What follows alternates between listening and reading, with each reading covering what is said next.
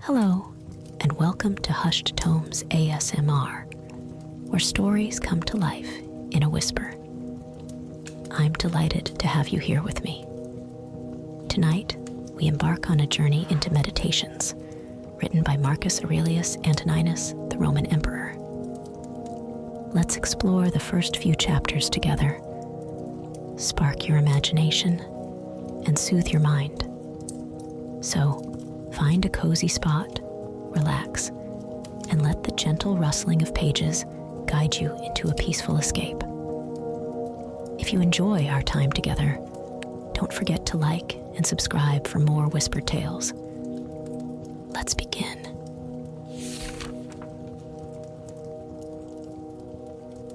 The first book.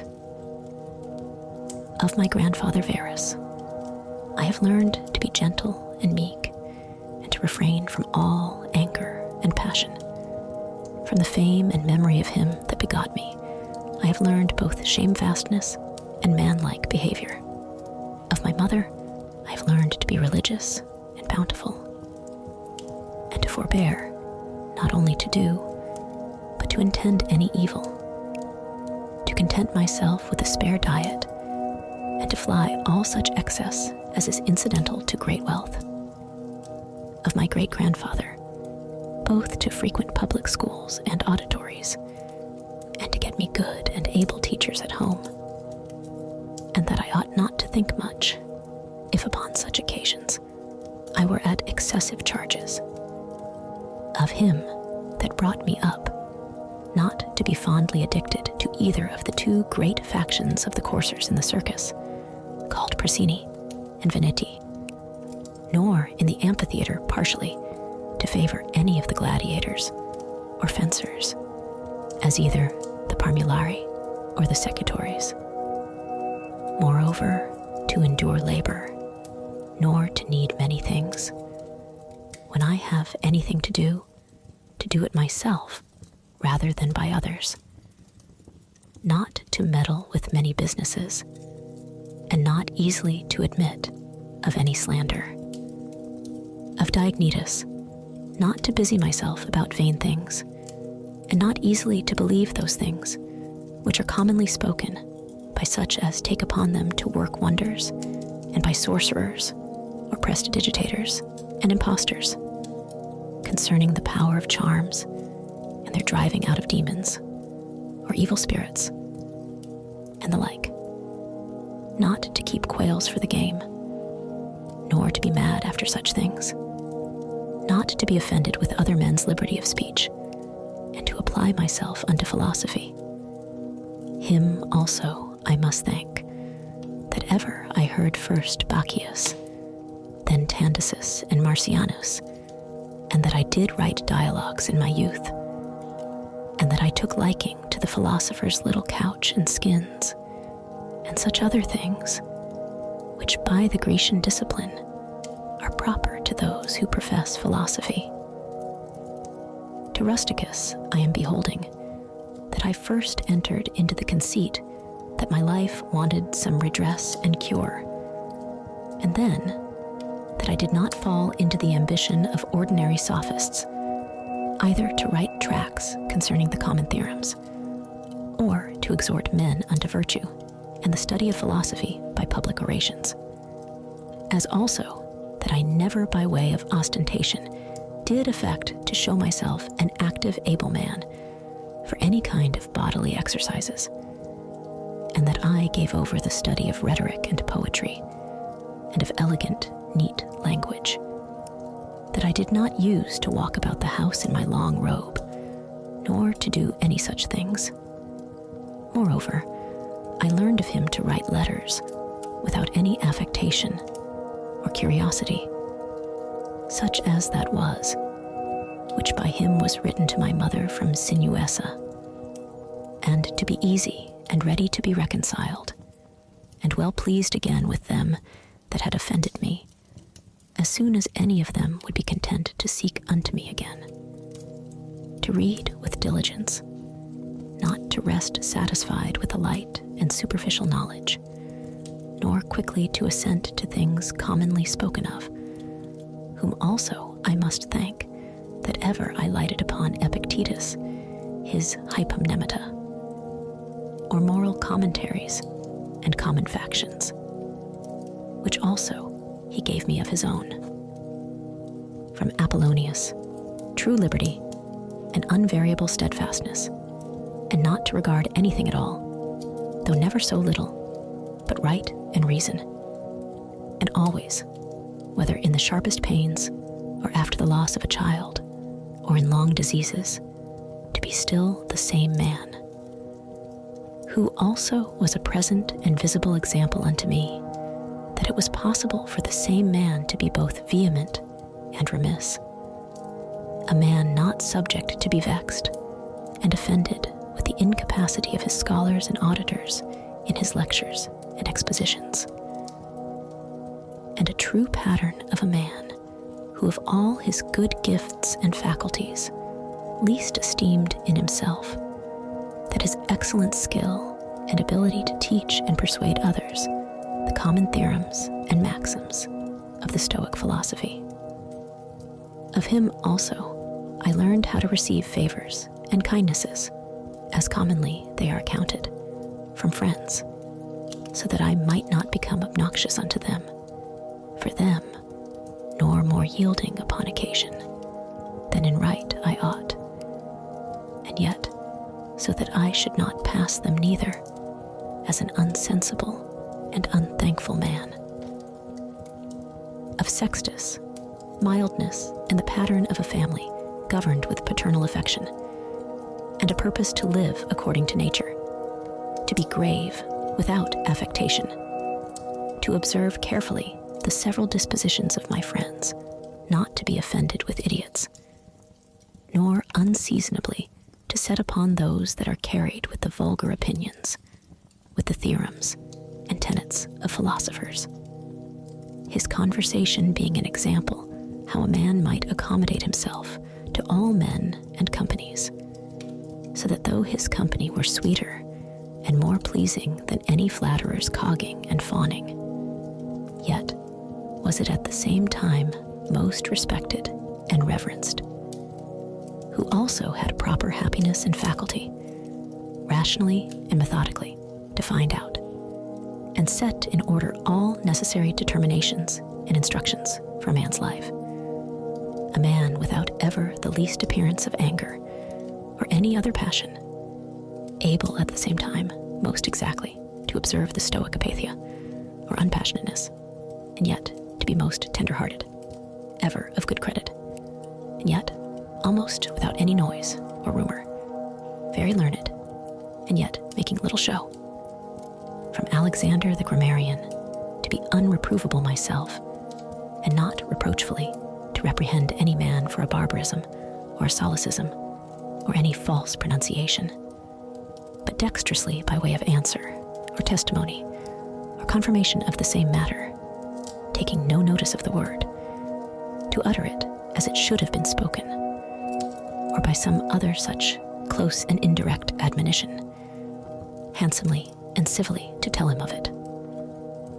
Affronto, to how much envy and fraud and hypocrisy the state of a tyrannous king is subject unto, and how they who are commonly called eupatridae, that is nobly born, are in some sort incapable or void of natural affection.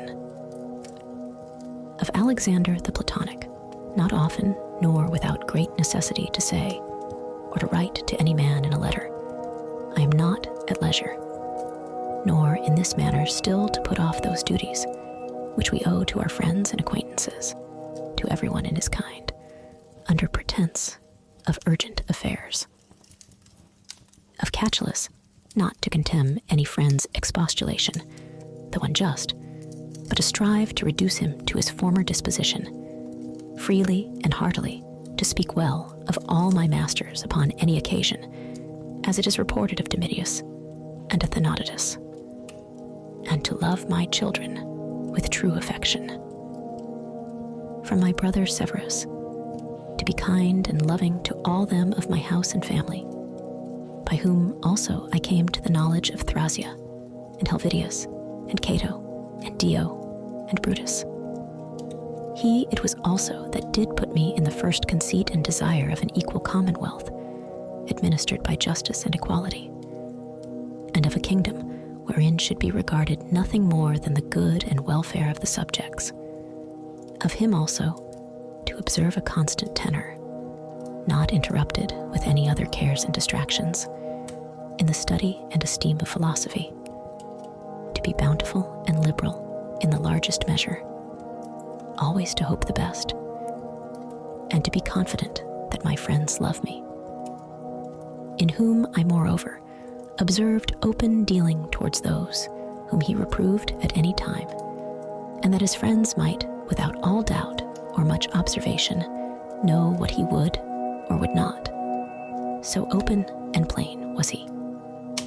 From Claudius Maximus, in all things to endeavor to have power of myself, and in nothing to be carried about, to be cheerful and courageous in all sudden chances and accidents, as in sicknesses, to love mildness and moderation and gravity, and to do my business, whatsoever it be, thoroughly and without querulousness. Whatsoever he said, all men believed him that as he spake, so he thought, and whatsoever he did, that he did it with a good intent. His manner was never to wonder at anything, never to be in haste, and yet never slow, nor to be perplexed or dejected, or at any time unseemly, or excessively to laugh, nor to be angry or suspicious, but ever ready to do good, and to forgive, and to speak truth. And all this, as one that seemed rather of himself to have been straight and right, than ever to have been rectified or redressed. Neither was there any man that ever thought himself undervalued by him, or that could find in his heart to think himself a better man than he. He would also be very pleasant and gracious. In my father, I observed his meekness, his constancy without wavering in those things, which after a due examination and deliberation, he had determined. How free from all vanity he carried himself in matter of honor and dignity, as they are esteemed.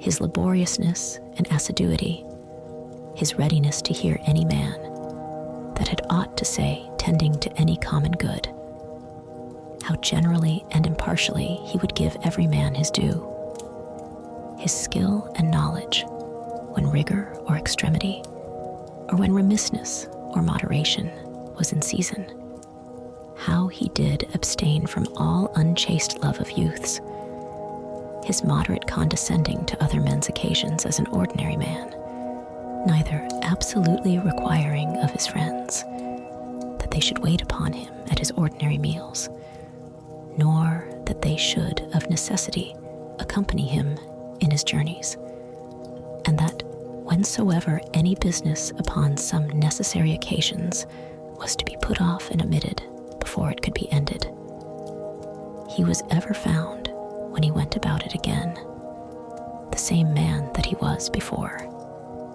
His accurate examination of things in consultations, and patient hearing of others. He would not hastily give over the search of the matter, as one easy to be satisfied with sudden notions and apprehensions.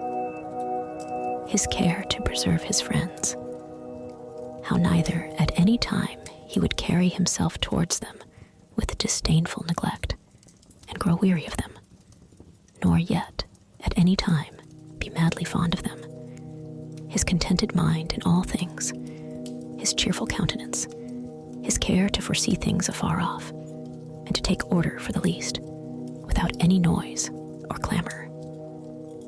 Moreover, how all acclamations and flattery were repressed by him, how carefully he observed all things necessary to the government, and kept an account of the common expenses, and how patiently he did abide that he was reprehended by some for this his strict and rigid kind of dealing.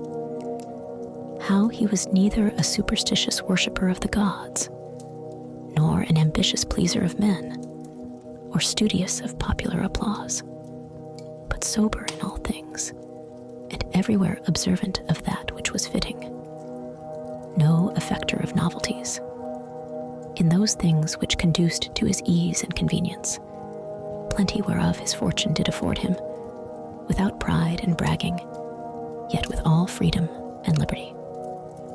So that as he did freely enjoy them, without any anxiety or affectation when they were present, so when absent, he found no want of them.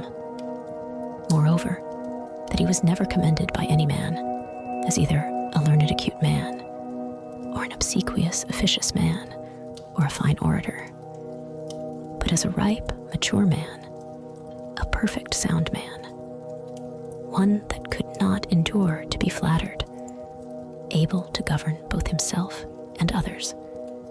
Moreover, how much he did honor all true philosophers, without upbraiding those that were not so. His sociableness, his gracious and delightful conversation, but never unto satiety.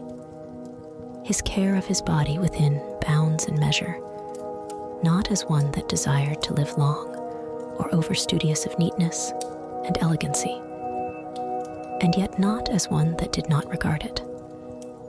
So that through his own care and providence, he seldom needed any inward physic or outward applications, but especially how ingeniously he would yield to any that had obtained any peculiar faculty, as either eloquence or the knowledge of the laws, or of ancient customs, or the like, and how he concurred with them in his best care and endeavor that every one of them might in his kind, for that wherein he excelled, be regarded and esteemed.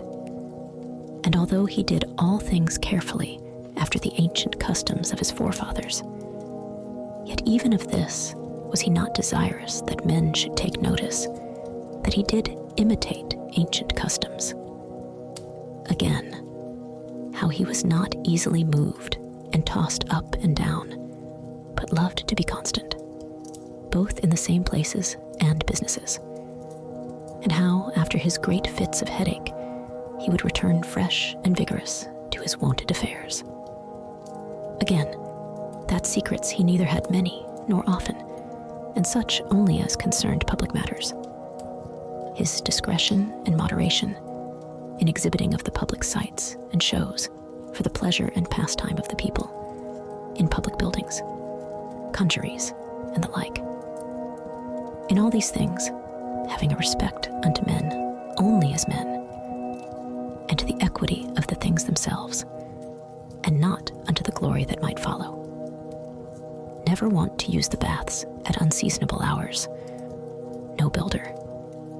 Never curious or solicitous either about his meat, or about the workmanship, or color of his clothes, or about anything that belonged to external beauty. In all his conversation, far from all inhumanity, all boldness and incivility, all greediness and impetuosity, never doing anything with such earnestness and intention that a man could say of him that he did sweat about it, but contrariwise, all things distinctly, as at leisure, without trouble, orderly, soundly, and agreeably. A man might have applied that to him, which is recorded of Socrates, that he knew how to want, and to enjoy those things, in the want whereof most men show themselves weak, and in the fruition, intemperate, but to hold out firm and constant, and to keep within the compass of true moderation and sobriety in either estate, is proper to a man who hath a perfect and invincible soul, such as he showed himself in the sickness of Maximus. From the gods I received that I had good grandfathers and parents, a good sister, good masters, good domestics, loving kinsmen, almost all that I have, and that I never through haste and rashness transgressed against any of them, notwithstanding that my disposition was such as that such a thing, if occasion had been, might very well have been committed by me, but that it was the mercy of the gods to prevent such a concurring of matters and occasions as might make me to incur this blame.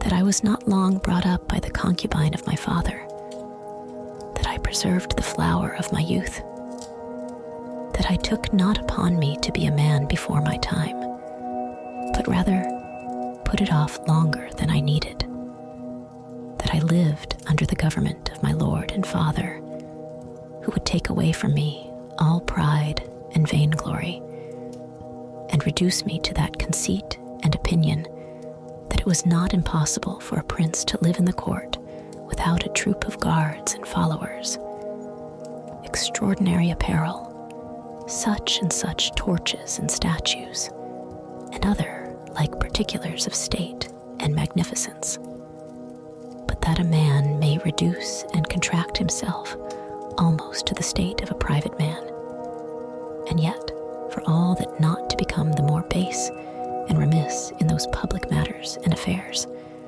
wherein power and authority is requisite. That I have had such a brother, who by his own example might stir me up to think of myself, and by his respect and love delight and please me. That I have got ingenuous children, and that they were not born distorted, nor with any other natural deformity. That I was no great proficient in the study of rhetoric and poetry, and of other faculties, which perchance I might have dwelt upon, if I had found myself to go on in them with success. That I did by times prefer those by whom I was brought up to such places and dignities which they seemed unto me most to desire, and that I did not put them off with hope and expectation, that since that they were yet but young, I would do the same hereafter. That I ever knew Apollonius and Rusticus and Maximus, that I have had occasion often and effectually to consider and meditate with myself concerning that life which is according to nature, what the nature and manner of it is, so that as for the gods and such suggestions, helps and inspirations, as might be expected from them, nothing did hinder, but that I might have begun long before to live according to nature, or that even now that I was not yet partaker and in present possession of that life, that I myself, in that I did not observe those inward motions and suggestions, yea, and almost plain and apparent instructions and admonitions of the gods, was the only cause of it, that my body in such a life hath been able to hold out so long, that I never had to do with Benedicta and Theodotus, yea, and afterwards, when I fell into some fits of love, I was soon cured.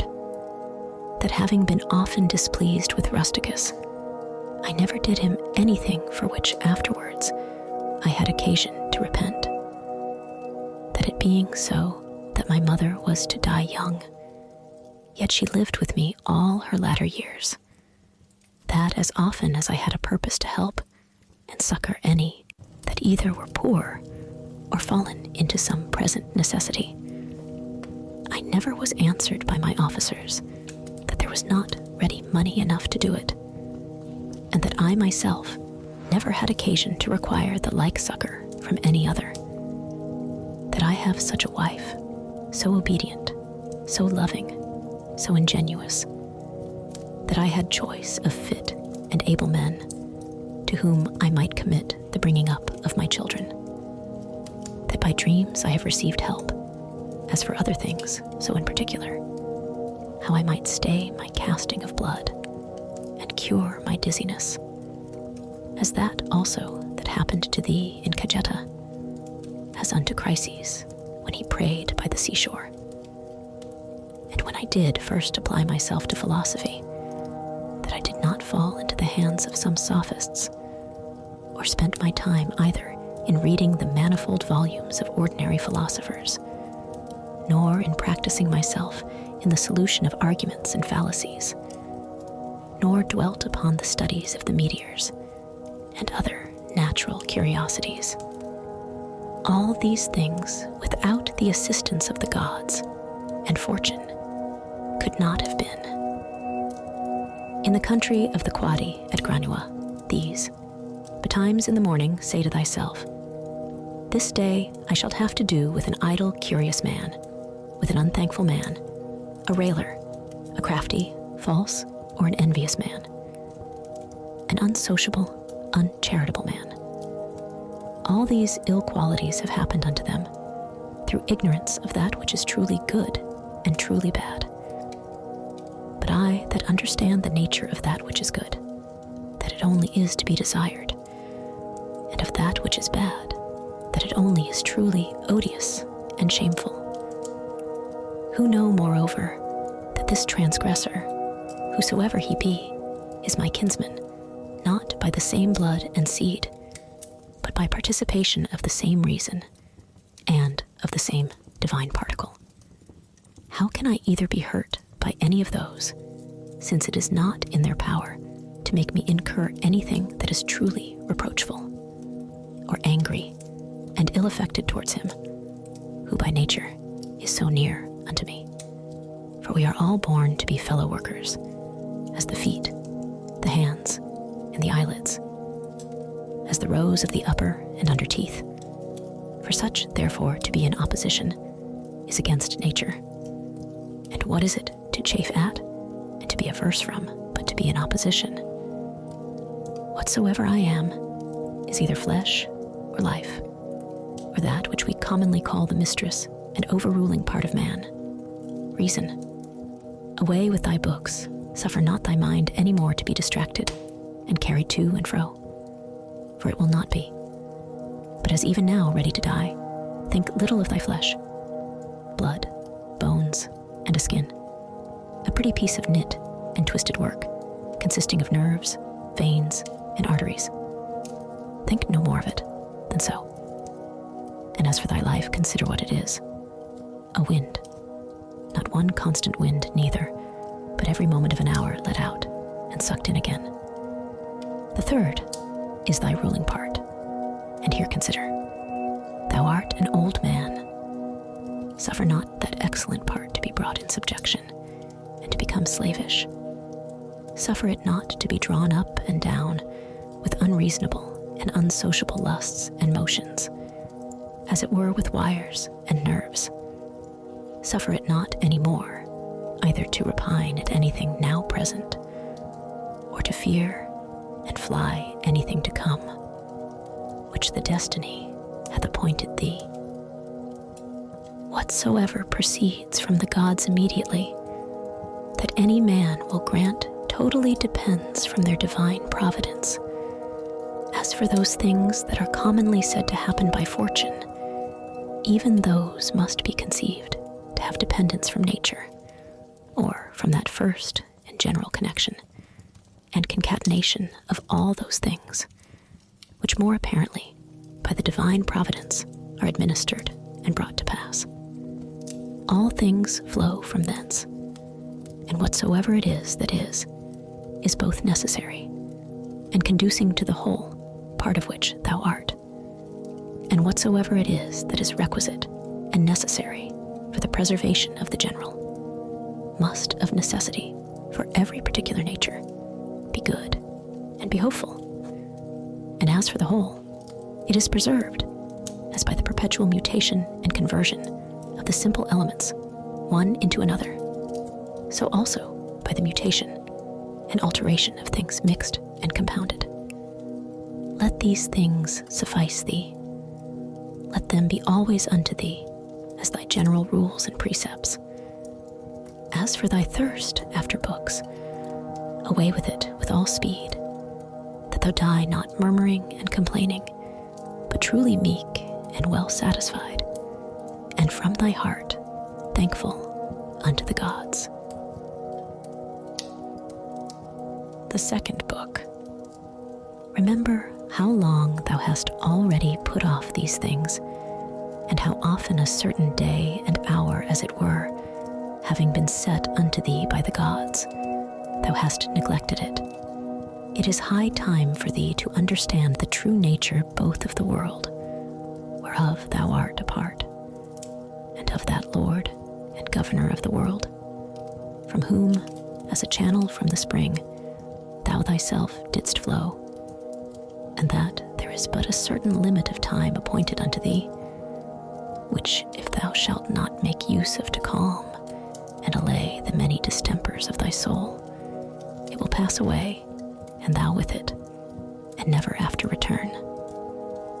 Let it be thy earnest and incessant care, as a Roman and a man, to perform whatsoever it is that thou art about, with true and unfeigned gravity, natural affection, freedom, and justice.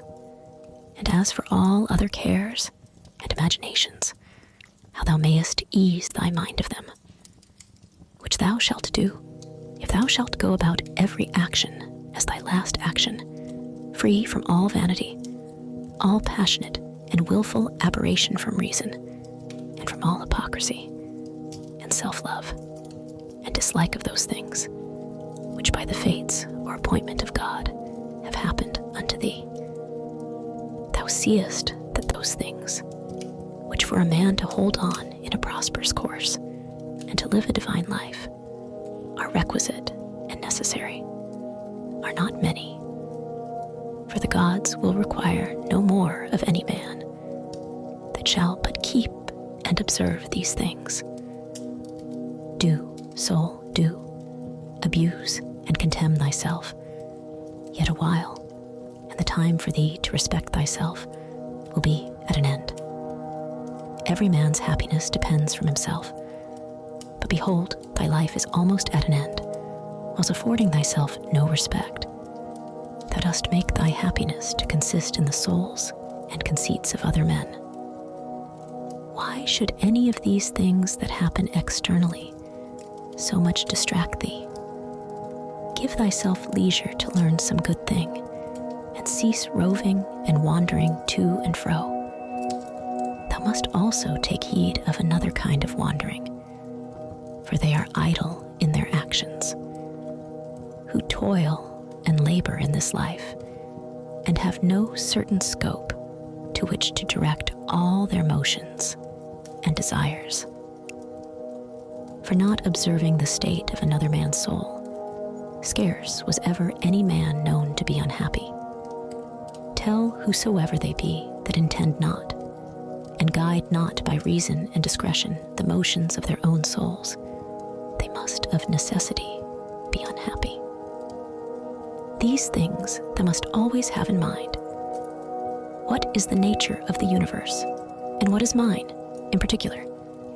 This unto that, what relation it hath, what kind of part, of what kind of universe it is, and that there is nobody that can hinder thee, but that thou mayest always both do and speak those things which are agreeable to that nature, whereof thou art a part.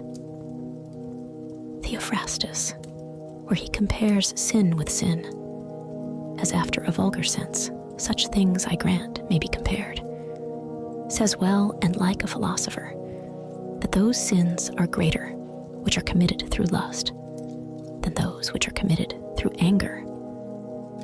For he that is angry seems with a kind of grief and close contraction of himself to turn away from reason. But he that sins through lust, being overcome by pleasure, doth in his very sin bewray a more impotent and unmanlike disposition. Well then, and like a philosopher, doth he say that he of the two is the more to be condemned that sins with pleasure than he that sins with grief. For indeed, this latter may seem first to have been wronged, and so in some manner through grief thereof to have been forced to be angry, whereas he who through lust doth commit anything did of himself merely resolve upon that action. Whatsoever thou dost effect, whatsoever thou dost project, so do, and so project all, as one who, for aught thou knowest, may at this very present depart out of this life. And as for death, if there be any gods, It is no grievous thing to leave the society of men. The gods will do thee no hurt, thou mayest be sure. But if it be so that there be no gods, or that they take no care of the world, why should I desire to live in a world void of gods and of all divine providence? But gods there be certainly, and they take care for the world. And as for those things which be truly evil, as vice and wickedness, such things they have put in a man's own power, that he might avoid them if he would. And had there been anything besides that had been truly bad and evil, they would have had a care of that also, that a man might have avoided it. But why should that be thought to hurt and prejudice a man's life in this world, which cannot any ways make man himself the better, or the worse in his own person? Neither must we think that the nature of the universe did either through ignorance pass these things, or if not as ignorant of them, yet as unable either to prevent, or better, to order and dispose them. It cannot be that she, through want either of power or skill, should have committed such a thing, so as to suffer all things, both good and bad, equally and promiscuously, to happen unto all, both good and bad. As for life, therefore, and death, honor and dishonor, labor and pleasure, riches and poverty, all these things happen unto men indeed, both good and bad, equally, but as things which of themselves are neither good nor bad, because of themselves, neither shameful nor praiseworthy. Consider how quickly all things are dissolved and resolved, the bodies and substances themselves, into the matter and substance of the world, and their memories into the general age and time of the world. Consider the nature of all worldly sensible things, of those especially, which either ensnare by pleasure, or for their irksomeness are dreadful, or for their outward luster and show are in great esteem and request. How vile and contemptible, how base and corruptible, how destitute of all true life and being they are.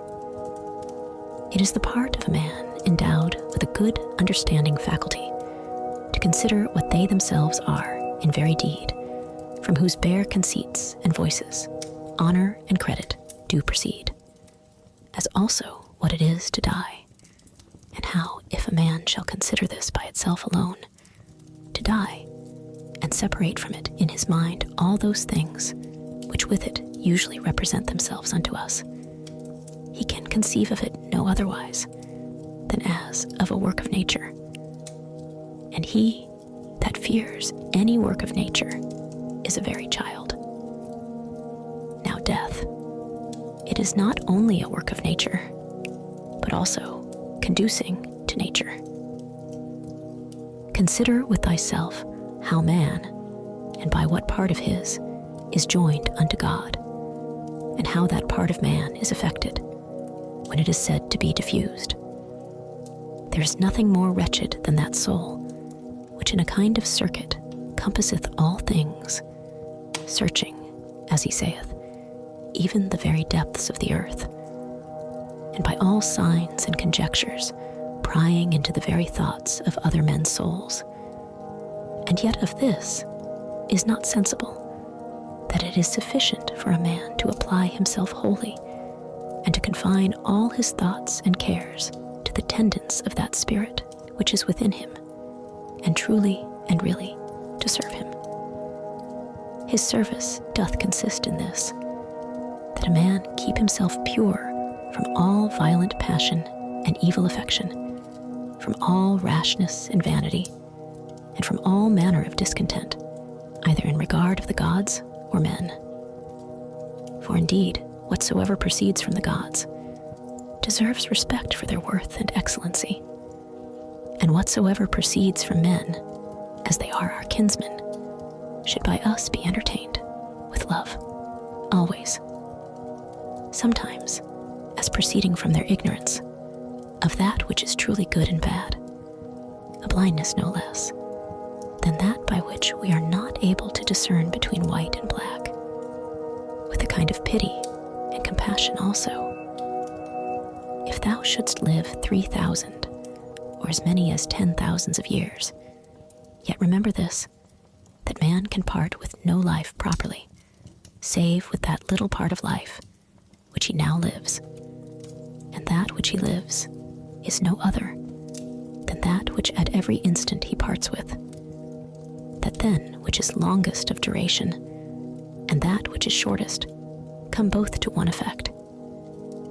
For although in regard of that which is already past, there may be some inequality, yet that time which is now present and in being is equal unto all men, and that being it which we part with whensoever we die, it doth manifestly appear that it can be but a moment of time that we then part with.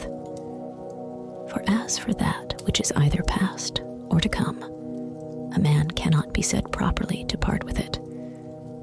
For how should a man part with that which he hath not? These two things, therefore, thou must remember. First, that all things in the world from all eternity, by a perpetual revolution of the same times and things, ever continued and renewed, are of one kind and nature, so that whether for 100 or 200 years only, or for an infinite space of time, a man see those things which are still the same, it can be no matter of great moment. And secondly, that life which any the longest liver, or the shortest liver parts with, is for length and duration the very same, for that only which is present is that which either of them can lose, as being that only which they have.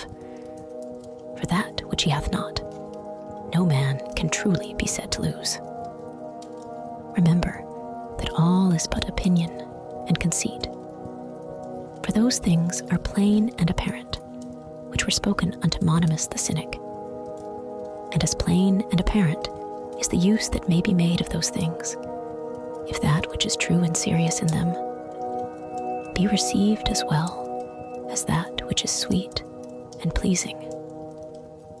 A man's soul doth wrong and disrespect itself first, and especially when as much as in itself lies, it becomes an apostemy, and as it were an excrescency of the world, for to be grieved and displeased with anything that happens in the world is direct apostasy from the nature of the universe, part of which all particular natures of the world are. Secondly, when she either is averse from any man, or led by contrary desires or affections, tending to his hurt and prejudice, such as are the souls of them that are angry. Thirdly, when she is overcome by any pleasure or pain. Fourthly, when she doth dissemble, and covertly and falsely either doth or saith anything. Fifthly, when she doth either affect or endeavor anything to no certain end, but rashly, and without due ratiocination and consideration, how consequent or inconsequent it is to the common end.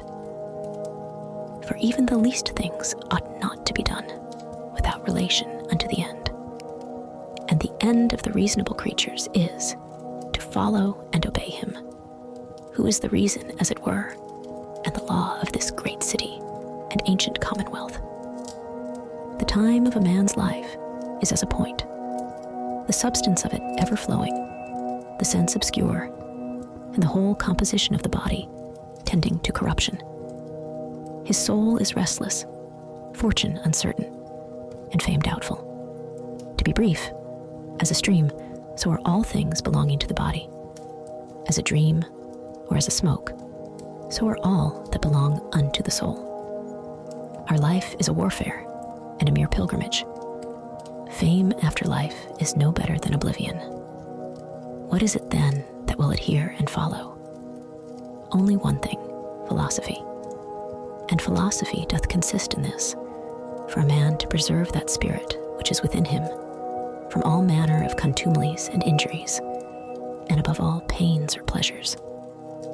Never to do anything either rashly or feignedly or hypocritically, wholly to depend from himself and his own proper actions, all things that happen unto him to embrace contentedly, as coming from him from whom he himself also came.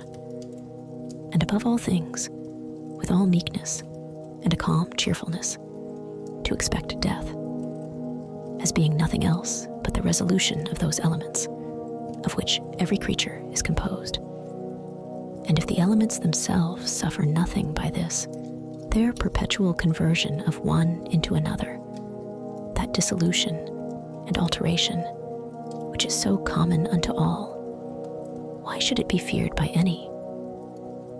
Is not this according to nature? But nothing that is according to nature can be evil.